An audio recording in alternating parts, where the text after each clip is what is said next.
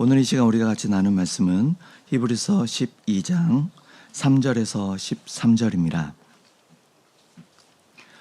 히브리서 12장 3절에서 13절까지 교독으로 읽죠. 제가 먼저 읽겠습니다. 너희가 피곤하여 낙심하지 않기 위하여 죄인들이 이같이 자기에게 거역한 일을 참으신 이를 생각하라.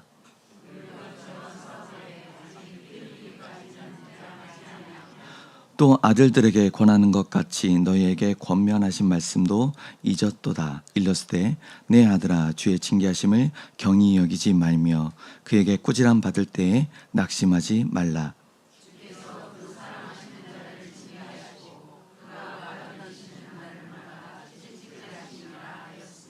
너희가 참음은 징계를 받기 위함이라. 하나님이 아들과 같이 너희를 대우하시나니 어찌 아버지가 징계하지 않는 아들이 있으리요.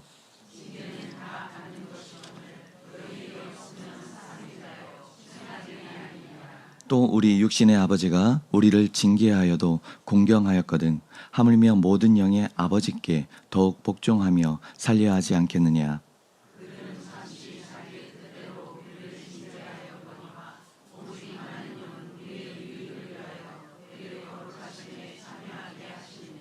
무릇 징계가 당시에는 즐거워 보이지 않고 슬퍼 보이나 후에 그로 말미암아 연단받은 자들은 의와 평강의 열매를 맺느니라. 너희 발을 위하여 곧은 길을 만들어 저는 다리로 하여금 어그러지지 않고 고침을 받게 하리라 하라. 아멘. 잠깐 기도하겠습니다. 하나님께서 이 시간 은혜를 베풀어 주셔서 우리 모두가 주의 말씀으로 성장할 수 있도록 이 시간을 사용하여 주옵소서. 주께 의탁하며 예수님의 이름으로 기도합니다. 아멘. 우리가 인생을 살아가다 보면 뜻하지 않은 고난을 맞닥뜨릴 때가 어떤 얘기는 종종 또 어떤 분에게는 자주 있습니다. 근데 그렇게 고난 가운데 있다 보면 생각지 않은 도움의 손길을 받기도 합니다. 근데 그 도움의 손길을 받을 때에 여러 관점들이 있더라고요. 근데 어떤 분들은 그 사람은 도울 만한 형편에 있으니까 나보다 좀 나으니까 도와주는 것이 당연하다라고 이렇게 받아들이는 분도 계시고요. 또 어떤 분들은 굳이 나를 돌아보지 않아도 되는데 수고스럽게 나를 돌아보고 이렇게 베풀어 준 것에 대해서 감사함으로, 그리고 그 사람이 돌아본 그 행위 안에 담겨져 있는 그리스도인됨을 돌아보는 사람도 있습니다. 근데 이 고난의 시기가 지나간 다음에도 또 마찬가지더라고요. 고난의 시기가 지나가서 조금 나아졌을 때에 어떤 사람들은 얼마 있진 않지만 그 가지고 있는 것을 움켜쥐려 합니다. 왜 그럴까요? 또다시 고난이 왔을 때 견뎌내야 되니까. 그리고 주변을 좀 돌아보고 하는 것은 할 만한 사람들, 나 말고 그런 여유 있는 사람들이 할 거야. 그러니까 나는 이거 지금 움켜쥐어야 돼. 그런 생각을 가지고 있는 사람도 있고요. 또 어떤 사람들은 내가 어려웠을 때 도움을 받았던 것처럼 또다시 고난이 와서 내가 힘들어질 수는 있지만 지금 가지고 있는 것, 내가 받은 그대로 나눠야 된다라고 이렇게 가지고 있는 것을 나누기 위해서 돌아보는 사람들도 있습니다. 뭘 얘기하려고 하냐면 어떻게 바라보며 어떻게 생각하느냐에 따라서 그 사람의 말과 행동이 달라진다는 것이죠. 우리가 가지고 있는 그 가치관과 삶의 모양들이 지금 내가 하나님의 나라를 어떻게 살아가고 있는가를 반영하고 있습니다. 하나님의 나라를 살아간다는 것, 내가 말하고 행동하고 삶과 별개가 아니잖아요. 우리들의 삶 속에 있는 부분이기 때문에 그 내용에 대해서 오늘 본문을 가지고 좀 더 이야기를 나눠보려 합니다. 오늘 본문은 3절부터 시작되는데요. 여러분들 눈으로 1절, 2절을 한번 살펴보시면 좋은 이야기에 도움이 될 것 같습니다. 히브리서 11장, 12장을 보라고 하는 그 11장 얘기합니다. 11장은요, 딱 봐도 알아요. 이전에 하나님 나라를 소망하며 믿음으로 살았던 믿음의 세대들, 믿음의 선배들을 소개합니다. 그리고 12장에서 소개하는 사람들은요, 오늘이라는 시간 속에서 이미 이 땅에 임한 하나님 나라를 살아가지만 아직 완성되지 않았기 때문에 영원히 완성될 그 날을 소망하며 살아가는 사람들, 그들을 소개하고 있습니다. 그 가운데 너무 힘들어서 멈춰 있거나 아니면 멈추고 싶어 하거나 아니면 지쳐서 낙심하는 사람들을 향하여서 이야기를 합니다. 12장에서 하는 이야기예요. 그리고 그 사람들을 향해서 뭐라고 이야기하냐면 우리가 인생이라는 경주를 하는 이 경기장에 이전에 믿음으로 살았던 믿음의 선진들이 증인으로 이곳에 함께 있다고 합니다. 그들과 우리의 연결점은 믿음 하나입니다. 삶의 고난이 지속됨에 따라서 지쳐가죠. 그리고 기다림이 지속됨에 따라서 내려놓고 싶을 때가 많이 있습니다. 우리 믿음의 내용이 틀렸다라고 생각할 수도 있습니다. 그런데 이전에 믿음으로 살았던 우리 경기장에 증인으로 있는 그 믿음의 선배들이 증언을 합니다. 고난이 지속되고 기다림이 지속될지라도 그 믿음의 내용이 틀리지 않았다라고 증언합니다. 세상이 우리를 반겨주지 않지만 주께서 베풀어 주신 그 은혜 가운데 나그네의 삶을 충실하게 살아야 된다라고 우리를 격려하고 있습니다. 그들은 이 땅에 오실 메시아를 믿음으로 바라며 이 믿음으로 이 세상을 살았습니다. 우리는 다시 오실 예수님을 믿음으로 바라며 살아야 합니다. 그래서 히브리서는 우리에게 인생의 경주를 할 때 예수를 바라보면서 얽매이기 쉬운 죄를 벗어버리고 인내로써 끝까지 감당하라고 합니다.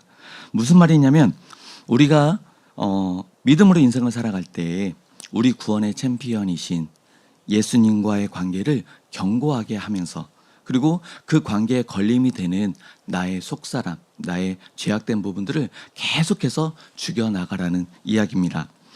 2절에서 믿음의 주라는 표현이 나오는데요. 믿음의 창시자라는 의미입니다. 우리 믿음의 시작이라는 거죠. 그래서 본문에서는요. 2절, 1절, 2절에서는요. 주님 되시는 예수님이 아니라 우리 믿음의 시작이며 완성이신 예수님을 강조합니다. 그렇기 때문에 우리가 믿음을 가지고 인생이라는 경주를 할 때 믿음의 시작이고 완성이신 분이 아까 누구라고 했죠? 예수님. 그러니까 예수를 바라볼 수밖에 없는 거죠. 그래서 본문에서 뭐라고 합니까? 예수를 바라보면서 경주를 하라고 이야기합니다. 요즘 세상이 참 악해졌다고 하는데 그래서 그리스도인의 신앙을 지키면서 살아가는 것이 참 힘들다라고 이야기합니다. 저도 많이 느끼고 있는데 근데 성경을 읽다 보면 세상은 옛날부터 악했습니다. 요즘 갑자기 악해진 건 아니고 옛날부터 많이 악해졌었고요. 그리고 그 얼마나 악했으면 하나님이 물로 심판하실 정도로 악했을까라는 생각도 해보고요. 그리고 이 히브리서를 받은 1차 독자가 있었던 그 시대에는 그리스도인이라는 이유만으로도 목숨을 내놓아야 됐던 상황들이었다는 걸 우리는 알고 있잖아요. 그런 면에서 본다면 우리는 좀 나은 거죠. 그렇다 할지라도 오늘을 살아가는 우리 그리스도인으로서는 세상을 살아가는 것이 결코 쉽지 않습니다. 예수님으로 인해서 이미 이 땅에 하나님의 나라가 임했다고 우리는 믿고 고백을 하잖아요. 그런데 왜 하나님 나라를 대적하는 악한 세력은 여전히 남아있고 그리스도인들은 왜 이렇게 인생을 살아가기가 참 팍팍할까요? 계속된 숙제입니다. 오늘 보면 3절 한번 읽어볼까요? 자, 시작.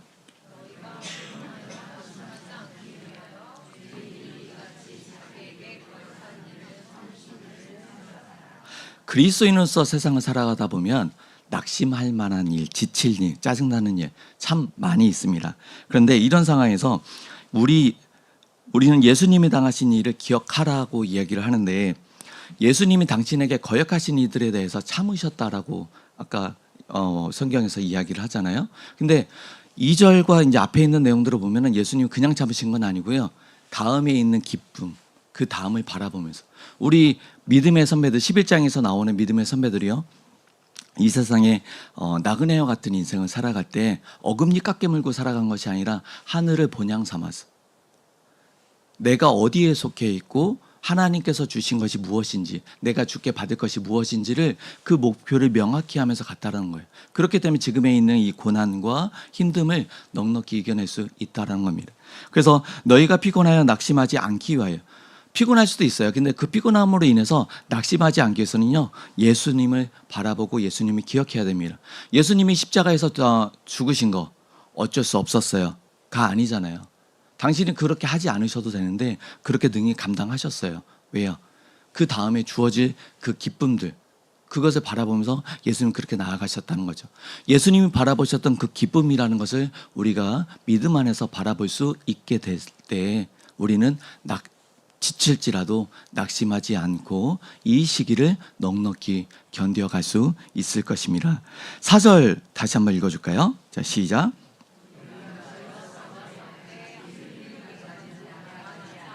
아멘.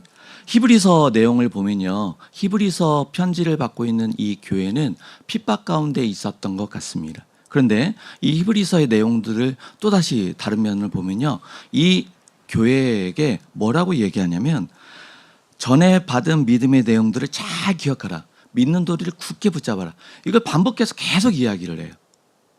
왜 이 내용들을 반복해서 강조할까? 그리고 이 권면들을 이어나가는지, 이들에게 어떤 문제가 있었는지를 4절에서 알려주고 있는 것 같습니다. 4절에 있는 내용을 본다면 이들에게 있는 문제점 하나는 나태함입니다.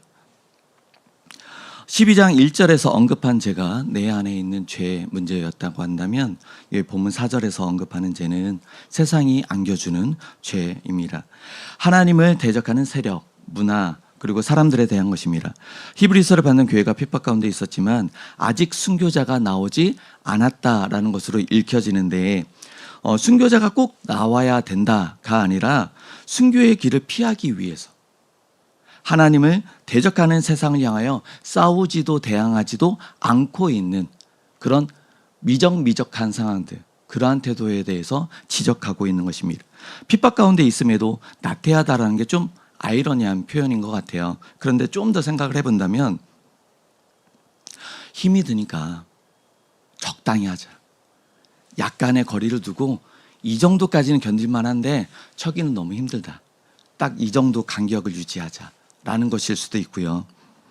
아니면 큰 고난이 지나간 다음에 지금 숨고르게 하는 시간, 이 시간이 너무 좋아요. 그러니까 이대로 머무르자, 또 다른 고난이 오는 것이 보이는데 그것을 맞이한 어떤 것들 하지 말고 그냥 이대로 가만히 있자. 아니면 그 어떤 것도 기대하지 말자. 주님 오신다고 했는데 아직까지도 오시지도 않고 뭔가 큰 능력이 해가지고 벼락 내려가지고 이렇게 뭔 심판들이 일어날 것 같은데 어떤 것도 일어나지 않으니까 아무런 기대하지 말고 그냥 가만히 있자. 그럼 아무도 안 건드니까 그럼 편해지지 않을까. 정확하게 어떤 상황인지 어떤 마음인지는 모릅니다. 믿음의 선배들이 하늘을 본향 삼아 하늘을 바라며 이 땅에서 나그네와 같이 살았던 그들의 삶과는 다르게 히브리서를 받고 있는 그 공동체에서는 계속된 핍박 가운데 하늘을 바라볼 여유를 잃었던 것 같습니다. 하늘을 바라볼 여유를 잃다 보니까 본향이 아니라 이곳이 전부인 것으로 인식했을 수도 있을 것 같아요. 고난과 우리가 세상을 살아가다 보니까 그렇게 되더라고요. 하늘 바라보는 게 그렇게 어렵더라고요. 하늘 바라보는 짬내기가 참 쉽지 않더라고요. 5절을 보니까요. 그리고 또 이 공동체는 아버지 하나님의 말씀을 잊고 있었습니다. 성경은 우리가 그리스도로 인하여 아버지 하나님의 영광에 참여한 존재들이고 아버지 하나님께서 그 자녀들을 향한 교육을 베푸시고 계시다라는 것을 여러 모양으로 이야기해주고 있습니다. 그리고 그 과정, 연단의 과정을 통해서 우리가 정금과 같이 될 것이다라는 이야기도 나옵니다. 그리고 잠깐 있는 것이 아니라 영원한 것이 있다라는 것을 가르쳐주고 있습니다. 어디에서요? 하나님의 말씀에서. 이런 여러 모양으로 가르쳐주고 있고, 그래서 우리가 세상에서 환난을 당하는 그 상황, 우리가 이해할 때는 하나님이 떠났거나 하나님이 나를 버렸거나 하나님이 외면하시기 때문에 내가 이 환난을 당한다, 이 환난으로 인해서 하나님이 안 계시는 것이 증명된다라고 이야기하는 사람들이 있지만, 성경은 그것이 아니라 우리가 세상에서 환난을 당함을 통해서 우리가 하나님의 사랑받는 자녀다, 그것을 확증하는 것이다라고 성경은 이야기하고 있습니다. 그런데 이러한 내용들을 이들은 잊었다라고 지적을 하고 있습니다. 어떤 이들은 우리가 당하는 고난들에 대해서요, 지은 죄에 대한 벌이라고 이야기합니다. 어떤 부분은 다 틀린 건 아니에요. 어떤 부분 맞는 부분이 있죠. 하나님과 당사자는 알 겁니다. 우리가 함부로 판단한 문제는 아니고 하나님과 당사자 안에서 해결된 문제입니다. 근데 오늘 그 읽지는 않았지만 5절 이후로 징계라는 표현이 계속 나와요. 한번 읽어볼까요? 5절을. 자, 시작.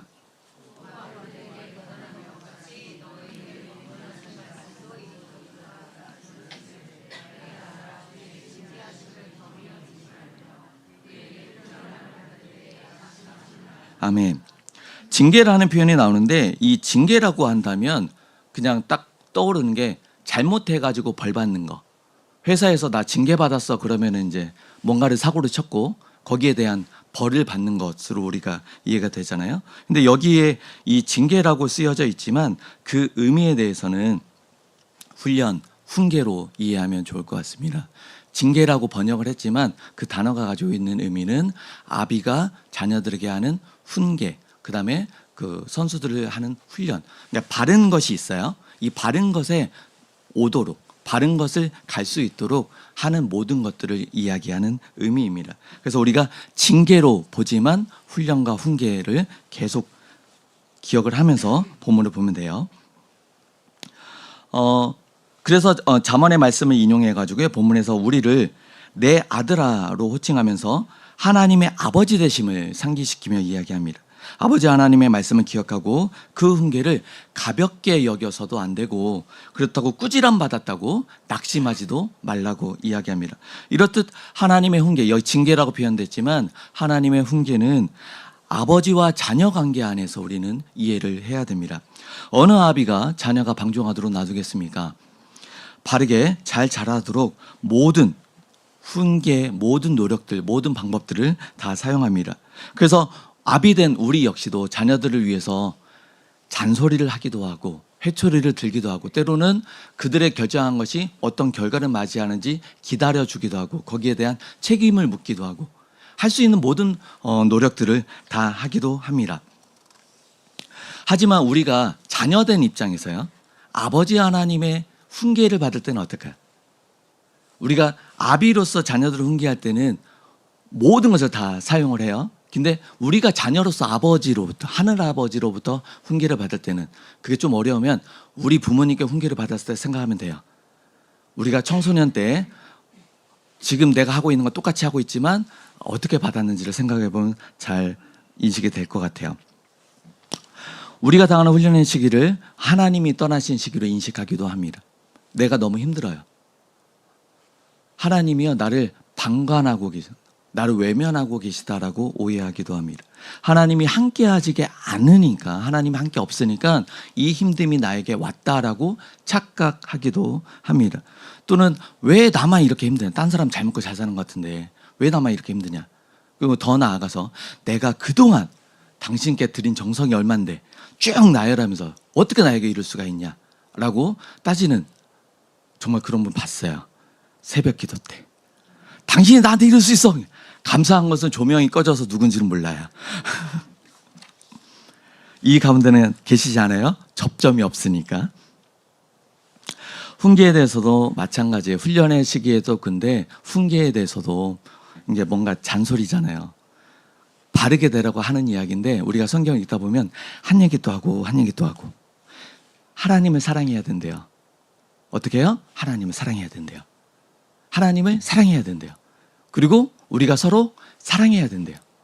또 다른 데 가보니까 너희가 사랑하라고 하는. 계속 한 얘기 또 하고 한 얘기 또 하고. 그럼 우리 자녀들이 우리들에게 뭐라고 해요? 알았어. 잔소리 좀 그만하라고. 알았다고. 그러면 그렇게 알았다고 그렇게 행동을 하나요?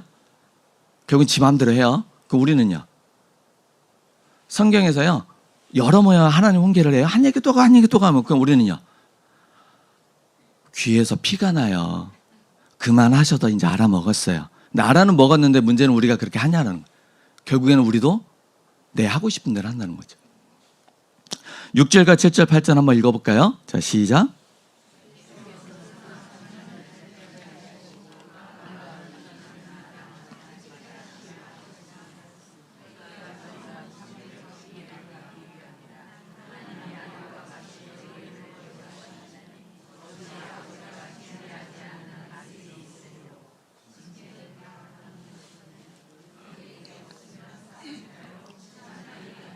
아멘. 징계라는 표현이 자꾸 눈에 들어오니까 벌 받는 모습이 연상되는데 아까 아니라고 했어요.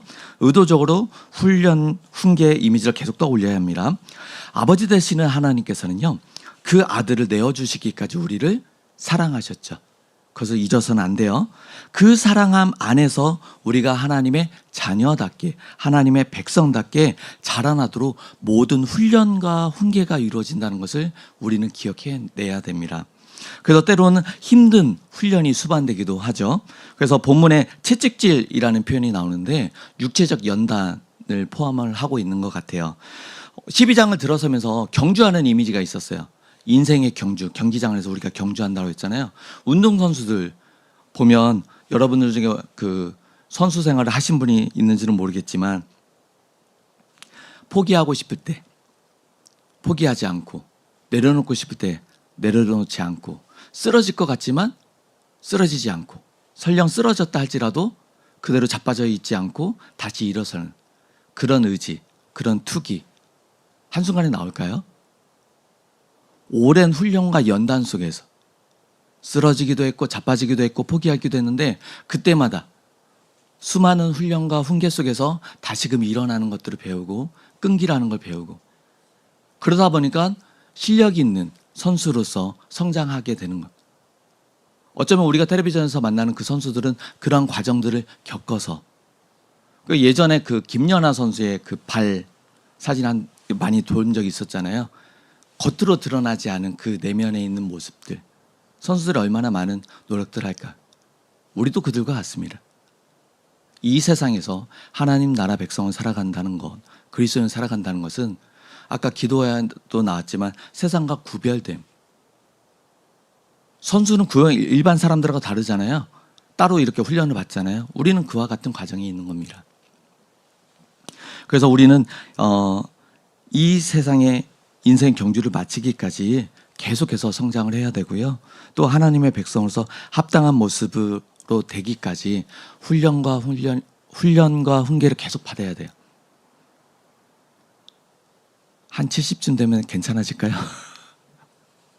주님 가시는 그날까지 우리는 계속해서 자라나야 됩니다. 그러면 그때까지 훈련과 훈계는 계속된다. 우리 삶의 고난은 계속된다. 그것을 한편에 염두에 두면서 우리가 삶을 살아가면 좋겠습니다. 8절에서 징계는 다 받는 이거늘이라는 표현이 있는데요. 징계는 다 받는 것이다라는 것은요. 징계에 참여한다는, 우리는 다 징계에 참여한다는, 이게 무슨 얘기냐면 3장 14절에 보면 히브리서 3장 14절에 우리가 시작할 때 확신한 것을 끝까지 견고히 잡고 있으면 그리스도와 함께 참여한 자가 되리라. 그리스도에 참여한 자라는 표현이 나옵니다. 여기 8절에서 징계에 참여한다는 것은 같은 맥락이에요. 우리는 믿음으로 그리스도에 참여하는 것처럼 우리는 믿음으로 징계에 참여하는 것입니다. 예수님께서요, 고난 이후의 그 기쁨을 바라보시면서 순종하신 것, 당신에게 당한 그 모욕적인 일들을 순종하신 것. 우리 역시도 지금은 쓰고 힘들지만 우리가 정금과 같이 단련되어져서 나오면 보다 더 하나님의 백성답게, 보다 더 하나님 자녀답게 성장되어질 것을 바라보면서 어떻게 해요? 순종함으로 이 훈련에, 오늘 본문대로 하면 징계에 참여하는 자가 되어야 할 것입니다. 그럼 어떤 식으로 어느 정도까지 참여해야 될까요? 여러분들 성경에 12장 14절을 한번 읽어볼까요? 14절이면 앞에 준비가 안 돼 있습니다. 여러분 성경에서 12장 14절을 한번 같이 한번 읽어보겠습니다. 자, 시작.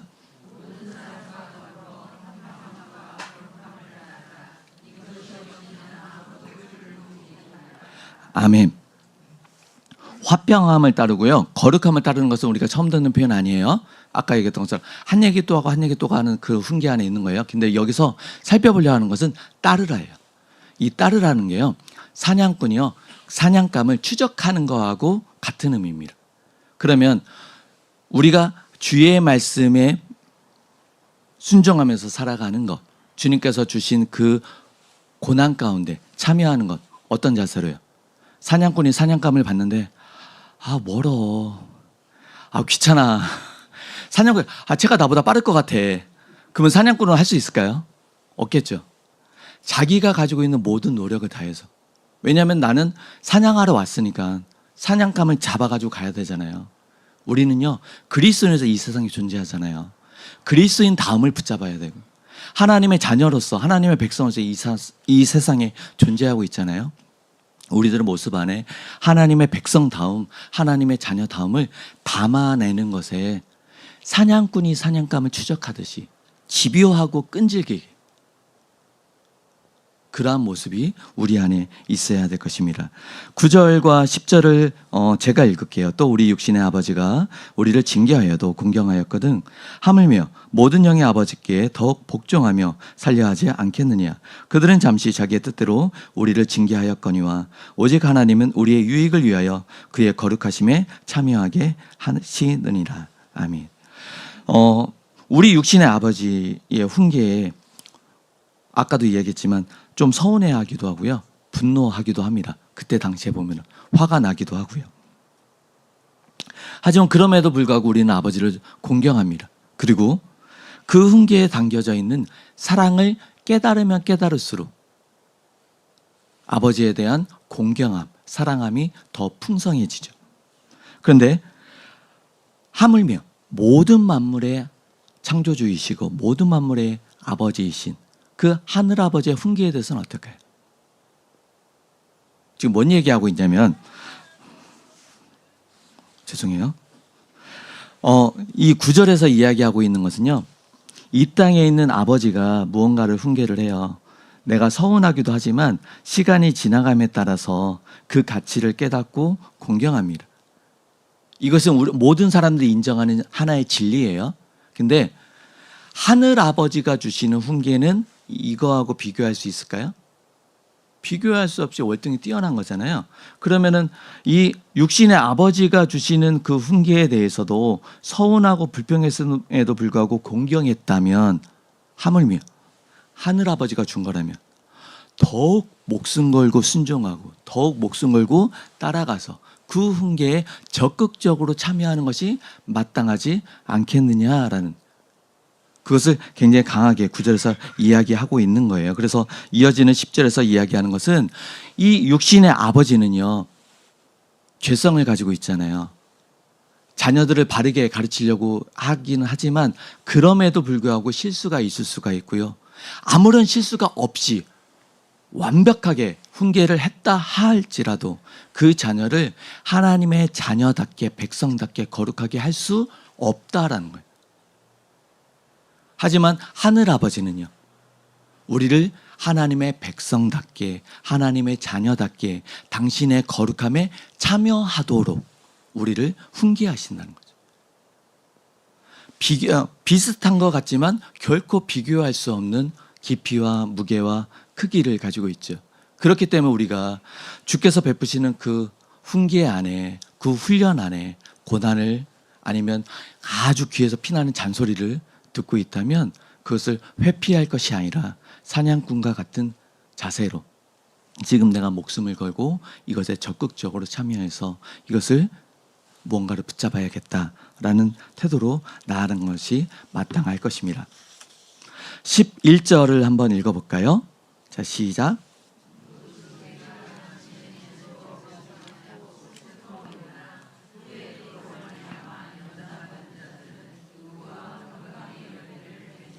아멘. 앞에서도 이야기했던 부분입니다. 아버지 하나님으로부터 받는 훈계도 마찬가지예요. 아까 그 부모님, 육신의 부모님으로부터 받는 훈계 좀 서운했던 것처럼 아버지 하나님으로부터 받는 훈련과 훈계, 즐겁고 감사한 적 있었나요? 적어도 저는 없었어요. 그 힘듦이 오면 짜증이 났고요. 왜 하필 나에게? 그 이해가 되지 않는 부분, 시간이 지나서 이해가 돼서 감사함으로 넘치는 부분이 있지만 여전히 그 진행형 가운데 아직도 이해가 안 되는 부분이 남아있기도 하고요. 그건 저와 하나님 관계 안에서 남겨져 있는 숙제이기도 하겠지요. 이런 훈련과 훈계는요, 하나님 나라를 대적하는 세상, 그리고 그 유혹에 대해서 민감하게 반응하는 나의 속사람을요, 하나님의 나라를 누리며 소망하며 살아갈 수 있게 합니다. 무슨 이야기냐면 하나님께서 베푸시는 훈련과 훈계가 우리로서는 참 써요. 싫어요. 참 늘 낯설어요. 하지만 이 훈련과 훈계를 통해 가지고 우리는 이 세상을 살아가야 되잖아요. 지금 당장 죽을 거 아니니까. 그러면 이 세상이 하나님을 대적하고요. 하나님의 백성들을 대적하는 것에 대해서 저는 여전히 이들에 대해서 안티로서 존재합니다. 그 안티로서 존재하는 내가 넉넉히 그리스도인에서 이겨낼 수 있는 힘을 주고요. 그들이 여러 가지 공격을 할 때 내 안에는 타협하고 유혹에 넘어가려는 죄성이 아주 활동력 넘치게 생명력이 아주 강해요. 여기서 움직이고 있어요. 그런데 그것을 죽일 수 있는 의지, 힘을, 능력을 베풀어 주신다는 겁니다. 그렇게 돼서 결과적으로는 우리는 의와 평강의 열매를 맺을 수 있게 된다는 거죠. 의와 평강의 열매를 평안으로만 인식하면 안 돼요. 어떤 사람들은 고난이 지나면 무조건 평안이 온다. 고난 뒤에 고난이 올 수 있어요. 그리고 그 뒤에 또 다른 고난이 올 수도 있어요. 고난 뒤에 평안은 공식은 아니에요.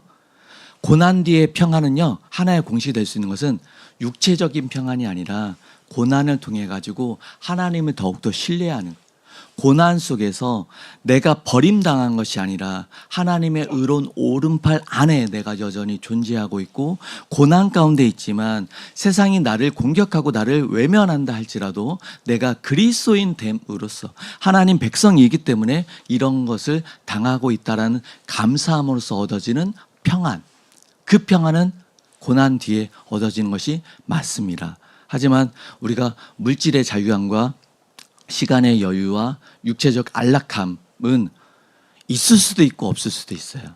거기에 대해서는 너무 큰 기대를 안 하고 가는 게 정신건강이 좋은 것 같아요. 12절과 13절을 같이 한번 읽어보겠습니다. 시작.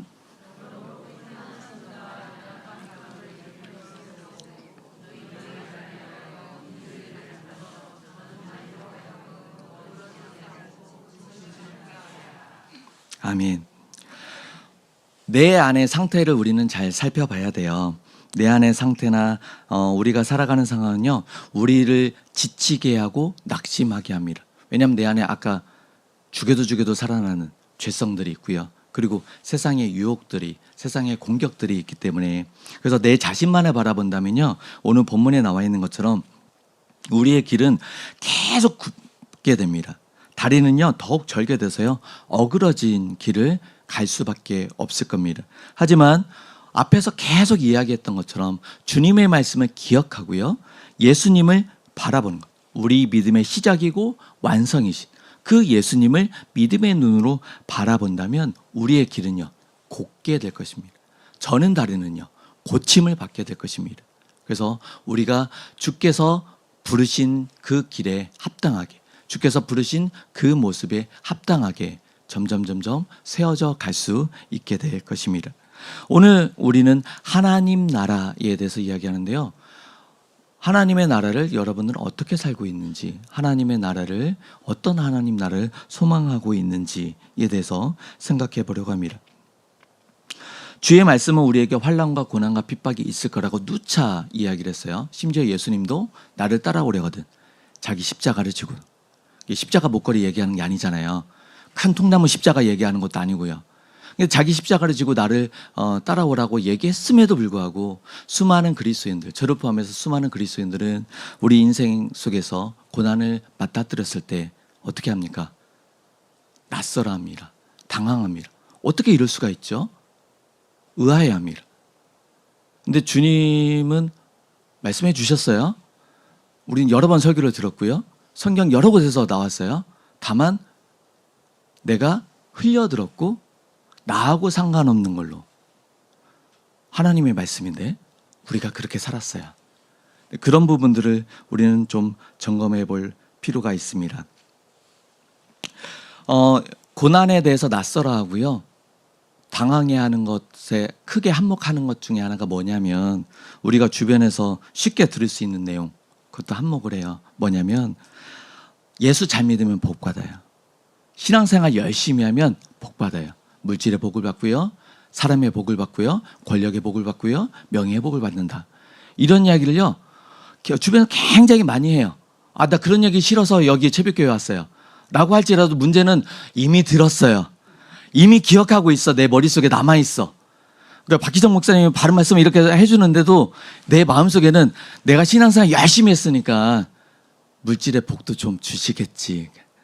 그 좀 사람의 복도 좀 주시겠지라는 막연한 기대감. 왜요? 이전에 많이 너무나도 한국교회 안에 팽배해져 있어서 성경의 복음과 다른 또 다른 복음들이 주어져서 전해져서 그런 것 같습니다.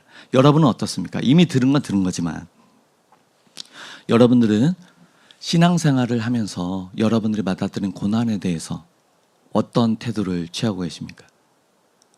여러분들이 생각하는 복, 우린 모두는 복을 구해요. 하나님 나라 안에서 복을 구합니다. 그래서 축복한다라고 하고 축복 기도를 부탁하기도 하고 축복송을 부르기도 합니다. 그럼 우리가 생각하는, 여러분이 생각하는 복은 무엇입니까? 그 내용들을 살펴보기에 가장 좋은 게요, 제가 생각할 때는 기도입니다. 여러분은 다 기도하시죠? 기도 내용들을 점검해 본다. 특별히 시간을 정해서 기도하시는 분들, 아니면 기도 노트가 있으신 분들, 내 기도의 내용들을 한번 점검해 보는 거예요.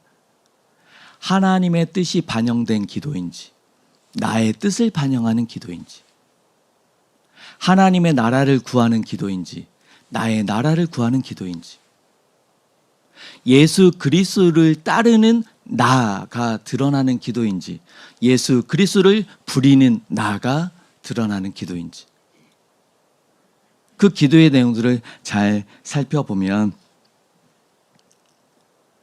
의도하지는 않았지만 내가 원하는 것을 잘 이루어 줄 수 있는 능력 있는 신을 선택한 사람의 기도인지, 아니면 아무런 자격도 없고 아무런 가치도 없는 자를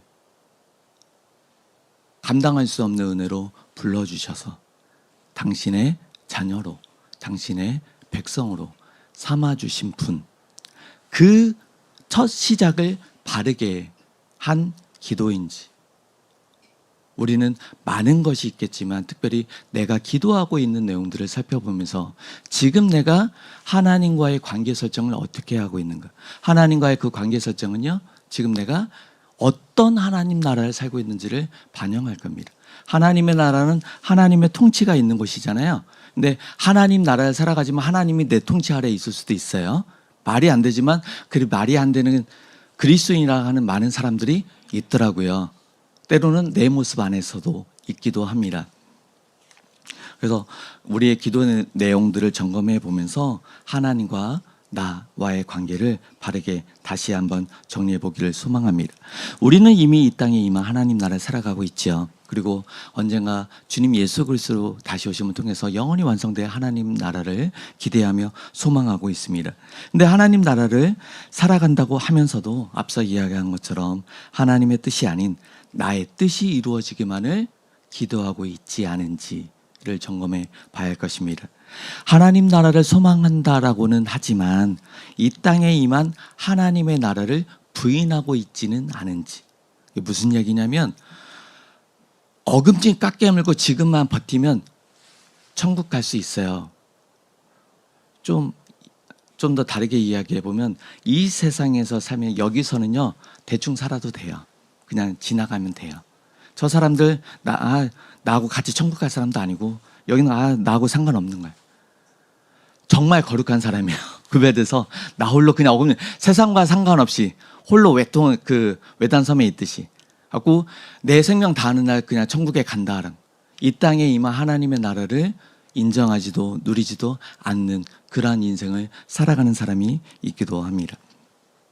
주님 다시 오실 때 영원히 완성된 하나님의 나라를 소망한다는 건요, 지금 내가 하나님의 나라를 누리는 것을 반영합니다. 제가 생각할 수 있는 가장 좋은 예가요, 생일 선물인 것 같아요. 저희 아이들이 생일 때가 되면 저한테 손을 내밉니다. 뭘 내밀까요? 선물 달라고. 근데 생일인데 제가 왜 걔한테 선물을 줘야 돼요? 걔는 왜 저한테 선물을 달라고 할까요? 어려서부터 받아왔으니까. 어려서부터 안 줬으면요. 우리가 단기 선교 여러 군데를 가보지만 생일 선물 개념이 없는 지역도 있잖아요. 그 친구들은 생물생물 받아본 적이 없으니까 그 개념이 없어요. 근데 저희 아이들은요. 어려서부터 받았어요. 그러니까 생일 때가 됐으니까 부모로서 당신 나에게 선물을 줘야 된다. 아주 당연한 권리처럼 얘기합니다. 우리가 하나님의 나라도 마찬가지예요. 이미 이 땅에 임한 하나님의 나라를 살아가고 있다면 하나님의 나라의 어떠함을 누리고 그걸로 인한 기쁨과 감사와 감격이 있어야 영원한 하나님의 나라를 소망한다는 것이 맞죠. 여기서 하나님의 나라를 전혀 맛보지도 못했어요. 근데 영원한 하나님의 나라를 소망합니다라고 하면 그 하나님의 나라는 뭔데요? 몰라요. 좋은 거 아닐까요? 그냥 막연하게 좋은 거. 성경은 그렇게 이야기하지 않았어요. 지금 이 땅에서 우리가 누리고 있는 거, 그 하나님의 나라의 연장선상 안에서 이조차도 기쁘고 감격스러운데 이게 완성되지 않은 상태가 이런데 완성되면 얼마나 더 큰 기쁨과 감격 가운데 있을까? 근데 이게 참 어렵더라고요. 그래서 그 주의 훈계 가운데, 훈련 가운데, 고난의 상황 가운데서 살아가다 보니까 이러한 관점을 유지하기가 참 어려운 것 같아요. 그래서 좀 더 다르게 생각해 본다면 고난이라는 것에 대해서 고난의 상황에 참여한다는 것은 조금 특별한 고난이 있을 수 있지만 어쩌면 우리가 이 땅에서 그리스도인으로서 하나님의 백성으로서 살아가는 모든 순간이 고난이다라고 표현할 수 있지 않을까 싶습니다. 세상의 가치관과 다른 가치관을 우리가 가지고 살아가요. 그래서 세상의 사람들과 다른 결정을 낼 수밖에 없습니다. 근데 그 결정으로 인해서 내가 고립되기도 하고 궁핍에 처해지기도 합니다. 그렇기 때문에 그 결정하는 것 결코 쉽진 않겠죠. 그래서 이 어떤 것은 크고 어떤 건 작고 이런 크고 작은 결정들 그리스도인에서 왜 이런 결정을 해야 될까? 고난에 참여하기 위해서 이 결정을 한다. 이렇게 가기보다는요. 좀 다르게 복음을 그렇게 배웠어요. 그리스도인이 이렇게 살아야 된다고 배웠어요. 하나님을 기쁘시게 하는 삶이 이러한 삶이라고 배웠어요. 주님이 원하시는 삶이 이러한 것이라고 배웠어요. 그래서 나는 그렇게 생각하고 그 방향성을 향해서 나아갈 뿐입니다. 그런데 세상이 그걸 불편해할 수도 있고요. 주변에 있는 사람들이 그걸 싫어할 수도 있다는 겁니다. 나는 주를 기쁘시게 하는 것이 그거다라고 배웠고 주의 도를 따르는 것이 이렇다라고 배웠기 때문에 그 길을 묵묵히 나아가는 것. 근데 그 길에 있어서 결코 쉽지 않기 때문에 매 순간순간 자빠지고 포기하고 돌아서고 주저앉고 싶을지라도 주께서 다음에 주어질 그 기쁨을 바라봄으로 당신에게 대적하는 자들의 참으신 것들을 순종하신 것처럼 우리에게 주어져 있는 그 인생길을 가는데 수많은 유혹들이 있고요. 수많은 걸림들이 있고요. 수많은 타협하는 사람들이 있습니다. 심지어 같은 교회에 다니는 성도라고 하는 사람들조차도 너만 잘났나? 그런 얘기를 들을 수도 있습니다. 그럼에도 불구하고 우리가 그리스도께서 베풀어 주신 그 은혜를 인하여 하나님께서 우리에게 베풀어 주신 그 은혜를 인하여서 하나님의 자녀답게 하나님의 백성답게 내 안에 주어져 있는 인생길을 끝까지 잘 감당할 수 있기를 소망합니다. 고난 이야기를 계속 했는데요. 그 대한민국 국민으로서 이제 요즘 살아가는 이야기들을 제가 직장 생활을 하다 보니까 이 말들이 많아요. 뭐 이런 법이 어떻다, 뭐가 어떻다. 근데 우리가 일상생활에서요, 대한민국 국민으로서 이야기를 나누다 보면 거기서 나오는 대화의 주제, 푸념들, 그걸 통해서 대통령과 정부를 어느 정도 평가할 수가 있습니다. 우리는 하나님 나라를 살아가고 있잖아요. 하나님 나라를 살아가고 있기 때문에 우리들이 말하는 주제들, 우리들이 일상생활에서 사용하는 푸념들, 그 대화의 내용을 통해서 하나님의 나라가 평가될 수도 있습니다. 우리들의 말과 행동을 통해서 하나님의 나라가 평가절하될 수도 있고요. 잘 드러날 수도 있습니다. 여러분들은 어떤 하나님 나라를 살아가고 있습니까? 성경에 있는 내용대로 본다면 가슴 벅차서 정말 한시도 가만히 있을 수 없는 넘치는 사랑과 은혜와 감격의 메시지로 가득 차거든요. 그런데 현실은 너무나도 고달프고 또 지치고 너무나 분주하다 보니까 하늘을 바라보기가 쉽지 않습니다. 예수를 바라보기가 쉽지 않습니다. 그러다 보니까 우리들의 말과 행동 속에 그리스도인다움보다는 그리스도인인 척, 하나님 백성인 척 하는 모양이 나오기가 쉬운 것 같습니다. 그래서 나는 못하는데 다른 사람이 잘하는 걸 보고 도전받기보다는 그를 끄집어내리려고 하는데 더 안간힘을 쏟기도 할 수도 있습니다. 그러하기 때문에 우리는 어떻게 해야 될까요? 12장에 있는 내용들 다시 한번 점검해 보면요. 일단 첫 번째로 내가 여전히 죄성을 가지고 있는 죄인이라는 것을 기억해야 됩니다. 그리스도의 은혜로 인해서 의롭다라고 칭해졌지만 여전히 연약해요.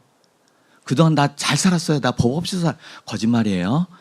우리는 수많은 범죄를 저지르고 있는 죄인이라는 것을 인정하면서 내 안에 있는 나를 계속 죽여야 돼요. 어떻게 해요? 예수를 바라보면서. 예수 그리스도 앞에 나를 늘 세워야 됩니다. 이게 참 어렵잖아요. 근데 아까 이야기했던 것처럼 고난을 맞닥뜨려서요. 이것저것 뭐 신경 쓸 여력이, 저 사람이 굶어 죽고 있다. 내가 굶어 죽게 생겼어. 저 사람이 힘들대. 지금 내가 못 움직이고 있는데 이런 상황이라 할지라도 그 어떤 상황에서든지 우리는 예수를 기억해내도록 계속해서 훈련을 해야 됩니다. 달리기 선수가 달리다가 쥐나면 어떨까요? 우리 같으면 멈춰서 쥐 풀겠죠. 그럼 달리기 선수는요? 골 지점까지는 어떻게든 끌고 갑니다. 쓰러지더라도. 왜냐하면 그렇게 훈련을 받았고요. 그렇게 목표를 두고 있기 때문에 그렇습니다. 우리 역시도 마찬가지입니다.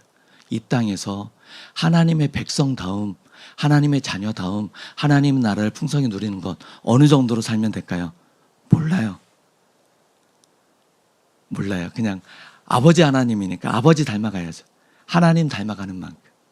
예수님이 우리 주인이니까 그리스도의 장성한 분량에 이르기까지 불가능하겠죠. 그러니까 포기할까요? 계속해서 자라나야 돼요. 그래서 채빛교회를 보면서 감사한 것은 앞사람이 있다는 겁니다. 저 집사님만큼만 좀 하면 좋을 것 같아. 저 장로님 같이 하면 될 것 같아. 저 권사님처럼 하면 될 것 같아. 그런 앞사람이 있다는 것은 참 복받은 공동체입니다. 제가 본문 안에서 다루지 않은 한 가지는 뭐냐면 한 사람 한 사람에게 이야기한 것이 아니라 공동체에 이야기한 겁니다. 공동체에 이야기했다는 것은 나만 그렇게 하면 되는 게 아니라 우리들 중 누군가는 연약한 사람이 있어요. 누군가는요, 가나다라 마바사를 이야기했는데 아자카타 파하를 듣는 사람도 있어요. 도저히 말귀를 못 알아듣는 사람도 있어요. 그럼에도 불구하고 우리는 어떻게 해야 돼요? 주 안에서 품고요, 같이 걸음을 맞춰서 1등이 중요한 게 아니잖아요. 이 경기에서 누가 1등이고 누가 꼴등이고 중요한 게 아니라 함께 가는 게 중요해요. 이 채빛교회 예배 공동체가 주님 오시는 그날까지, 우리 이 땅에서 생명 다하는 그날까지 주의 훈계에 참여함으로, 그리스도의 참여한 같이, 주의 십자가에 참여하는 것 같이, 주의 고난과 그 훈계에 적극적으로 참여함으로 우리가 함께 더불어서 주의 몸된 교회로 잘 자라날 때 이 전주 지역에요, 채빛교회를 통해서 하나님의 나라가 선전될 것입니다. 주변에 있는 많은 사람들이요, 우리를 통해서 하나님의 이름을 칭찬하게 될 것입니다. 그것이 참된 전도이고 우리가 이 세상에 존재하는 참된 목적일 것입니다. 기도하겠습니다.